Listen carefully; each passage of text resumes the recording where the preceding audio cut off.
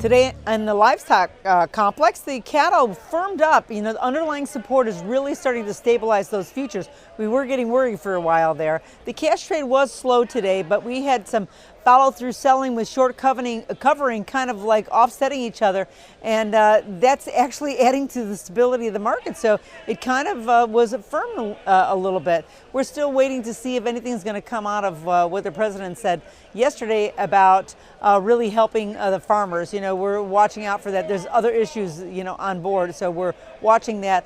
Also, the grain market has a big report coming up on Monday, and that could definitely dictate what feed prices are, and I think that's going to definitely have an overlay into all the beef complex for sure. As we can see, feeders today were steady. The fundamentals are really looking a little more optimistic. It has been kind of this downtrend has been a little bit demoralizing for some of the traders, but this underlying support is starting to build, and it really could open up some possibility for maybe an upside market correction. It's actually wide open for that, and there is room for this thing to run. But we're going to watch to see if the commercials step into this market and start to buy it. If they do, you can you can bet that the market then is going to gather some strength and maybe a little more momentum. Hogs did rally today as well. Wholesale prices did improve, and oversold conditions were sitting there. The market did turn around very well. It did spark some decent buying. I feel like that the correction has begun now.